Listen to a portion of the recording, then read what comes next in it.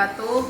Perkenalkan, nama saya Nian Akhirta, mahasiswa PPG Daljak LPTK Universitas Islam Negeri Profesor Kiai Haji Saiful Zuhri Purwokerto, dengan nomor NIM 2441 1040 81163. Saya sekarang mengajar mata pelajaran Sejarah Kebudayaan Islam di Pondok Pesantren Syafaatul Rasul Batu Ampar Beringin Teluk Kuantan, Kabupaten Kuantan Sengingi, Provinsi Riau.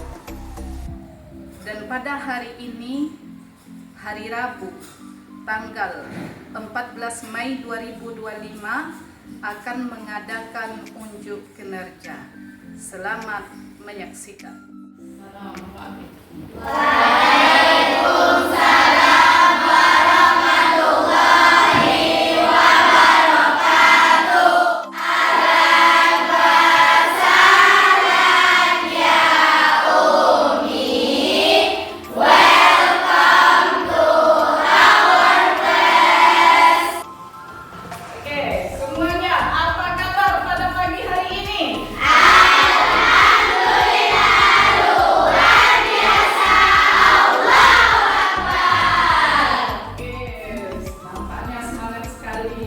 Sebelum belajar, coba cek dulu kawan-kawan, kayaknya ada 2 kursi yang kosong.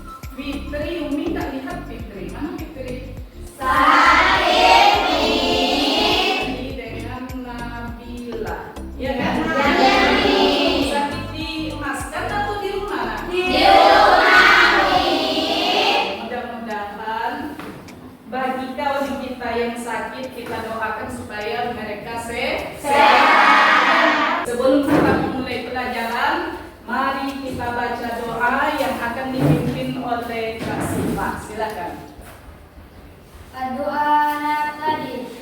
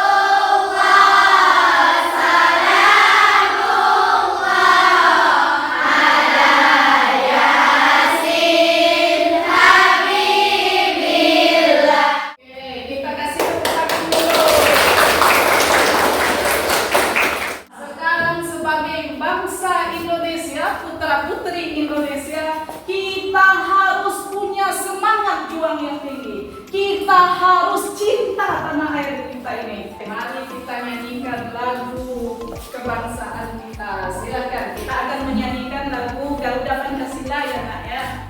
Biar semangat, tumbuh nasionalisme, jiwa memiliki bangsa Indonesia. Oke, silakan kita serta. 4. Garuda Pancasila, akulah pendukungmu, patriot proklamasi, sedia berkorban untukmu. Masih semangat? Harus semangat. Kenapa? Umi sering kasih tahu Antuna, kenapa kita harus semangat? Kenapa kita harus semangat dalam mempelajari sejarah kebudayaan Islam? Karena di pelajaran SKI ini kita mempelajari orang-orang besar. Orang-orang besar. Kita belajar tentang siapa lagi di SKI? Belajar tentang panglima. Siapa panglima Islam yang merindukan syahid di ujung pedang? Siapa? Khalid bin Walid. Kan orang besar. Panglima, berbicara tentang panglima, SKI mempelajari Khalid bin Walid. Dan hari ini kita akan membahas tentang Khulafa Ur-Rasyidin. Kemarin ada 4, ternyata hari ini kita akan membahas Khulafa Ur-Rasyidin yang kelima. Ya, siapa dia nih? Siapa dia?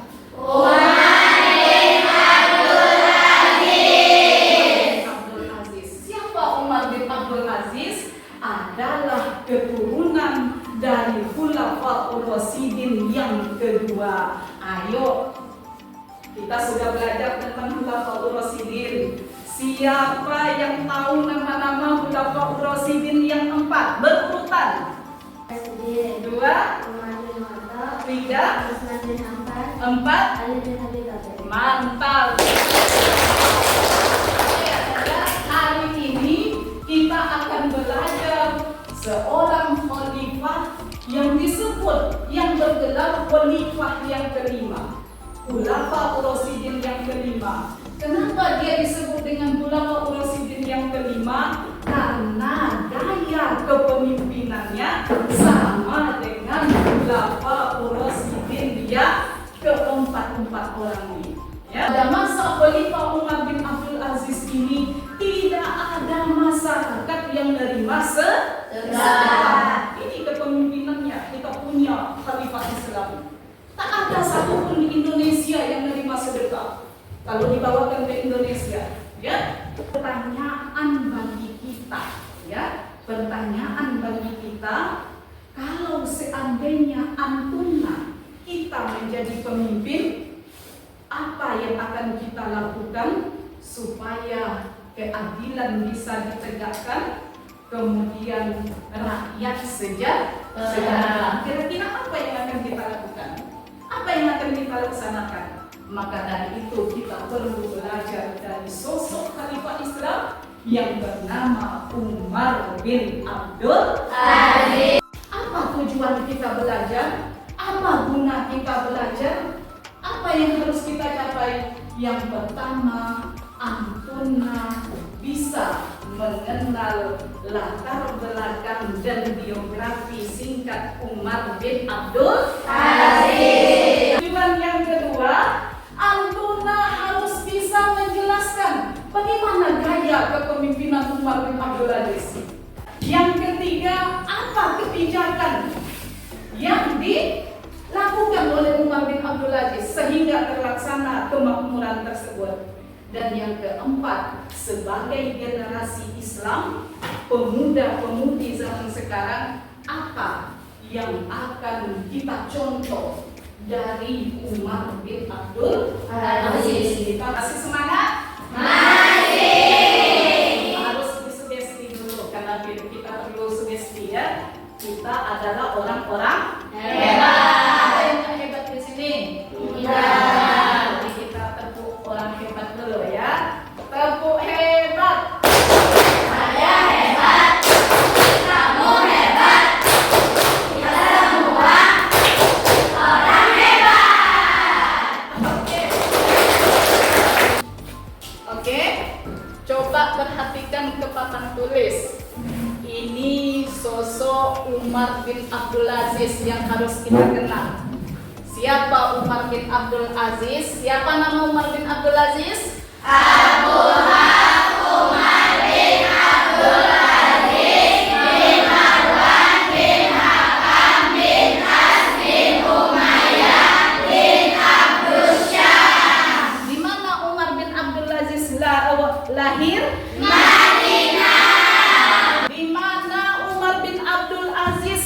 Menimba ilmu? Madinah. Ternyata ketika kecil Umar bin Abdul Aziz sama nggak dengan antuna, berpisah dengan ayahnya? Iya. Berpisah. Ayahnya di Mesir menjadi gubernur Mesir. Tapi beliau karena cinta kepada ilmu harus berpisah dengan sang ayah. Udah terbayang tadi? Dan itu udah ada juga Umi kasihkan tentang Umar bin Abdul Aziz tentang lebaran. Sekarang kita akan berdiskusi, ya. Antuna akan berdiskusi dan soalnya ada di sini. Silakan Antuna nanti jawab di sini aja, ya. Karena setelah ini kita akan mempresentasikan.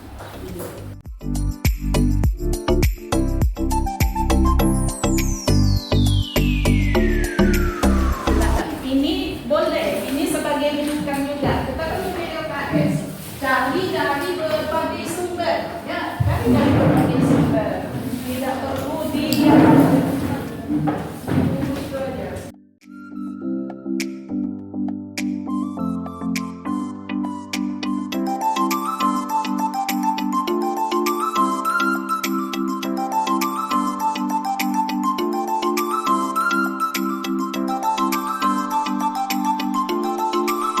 Selesai semuanya? Kita akan mempresentasikan ke depan. Masing-masing kelompok itu akan mempresentasikan di kelompoknya masing-masing aja, ya. Biar menghemat waktu kita. Jadi di mejanya aja. Silakan berdiri, dimulai dari kelompok 1. Hasil diskusi tadi yang akan dicontoh apa? Beliau rajin beribadah, sholat tepat waktu, tidak egois, peduli terhadap teman, tidak menghina makanan, bersungguh-sungguh dalam menuntut ilmu, berpakaian tidak mencolok, mau memaafkan kawan, tidak mengambil barang kawan sembarangan, mau berbagi dengan kawan. Oke, tepuk tangan. Dan kelompok 1 tadi membahas tentang kepribadian Umar bin Abdul Aziz, apa yang akan kita contoh, ya. Jadi yang bisa kita terapkan di asrama itu sudah disebutkan oleh kelompok 1 tadi. Syukran. Yang telah diterapkan di Indonesia dalam bidang agama adalah ada badan yang mengelola masalah zakat, yaitu Badan Amil Zakat Nasional atau Basnas. Adanya yang mengurus masalah haji, adanya perlombaan tilawatul Quran atau MTQ dari berbagai bidang termasuk hadis sampai tingkat nasional.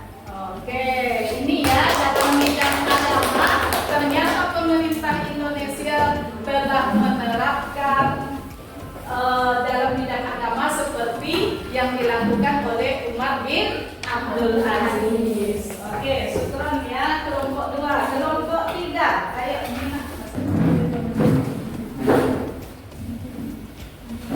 Usaha yang dilakukan Umar bin Abdul Aziz dalam bidang pengetahuan, yaitu 1. Memindahkan sekolah kedokteran dari Iskandaria, Mesir ke Antakya dan Haram, Turkiya. 2. Menerjemahkan buku-buku kedokteran dan buku-buku lainnya dari berbagai bidang dari bahasa Yunani, Latin, Suryani ke bahasa Arab. 2. Kebijakan usaha Umar bin Abdul Aziz yang telah diterapkan di Indonesia. 1. Adanya program pendidikan gratis untuk makanan yang gratis. 3. Beasiswa untuk mahasiswa. 4. Mendirikan sekolah di daerah. Oke, ini ya dari kelompok 3 dari bidang pengetahuan. Bangsa Indonesia, pemerintah Indonesia juga sudah melakukan kemajuan dengan mengadakan apa tadi? Sekolah gratis, makan siang gratis, apa lagi? Beasiswa mahasiswa.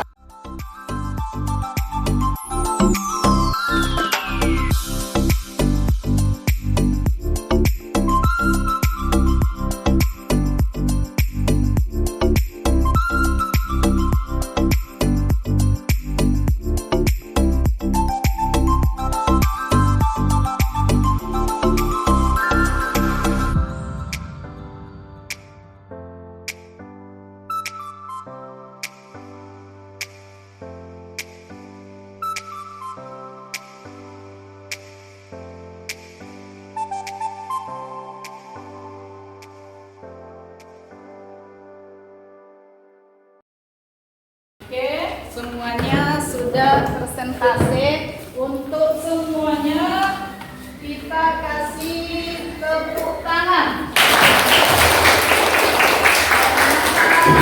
Sesuai dengan yang awal tadi, kita memang orang-orang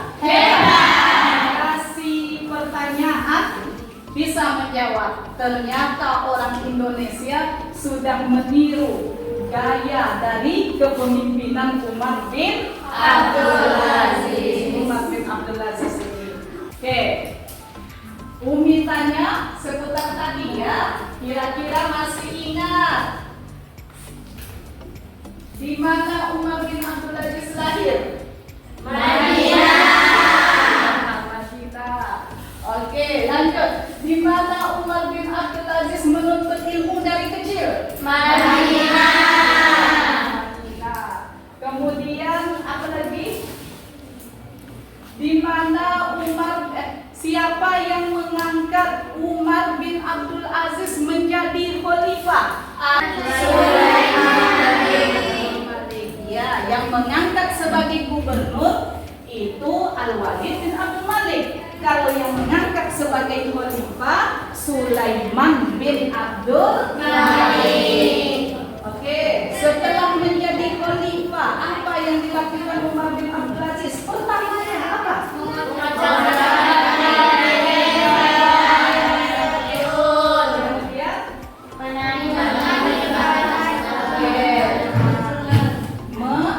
Menanggalkan, mencopot, menghilangkan hidup mewah-mewah dengan mengganti hidup sederhana. Nah, beliau memberikan harta beliau semuanya ke Baitul Mal. Ternyata orang Indonesia juga melakukan itu. Ada Basnas, PNS disuruh berapa? Berzakat, ya kan? Zakat profesi kalau di Indonesia. Sekarang siapa yang bisa menyimpulkan dari pelajaran kita tadi? Menyimpulkan, nanti akan ada tes, ya, akan Umi tes. Nanti, tapi sebelum itu kesimpulan. Ayo, siapa yang berani? Berani. Ada ya? Oke, silakan. Kesimpulannya adalah Umar bin Abdul Aziz adalah keturunan dari Umar bin Khattab. Beliau sangat gemar menuntut ilmu. Ketika beliau memimpin, segala pekerjaan beliau sandarkan kepada Allah Subhanahu wa Ta'ala, sehingga terciptalah masyarakat yang sejahtera, adil dan makmur. Yang perlu kita ingat bahwa sesungguhnya segala pekerjaan apapun itu, jika berlandaskan kepada Allah Subhanahu wa Ta'ala, akan menciptakan kebahagiaan. Oke, tepuk tangan. Anda sangat luar biasa kesimpulan tadi. Kalau seandainya iman kuat sudah tertancap di dalam hati, maka apapun yang di sekitar kita tidak akan tergoda. Ini perlu membuktikan. Nah, ini silakan diisi. Ya, silakan diisi. Tolong.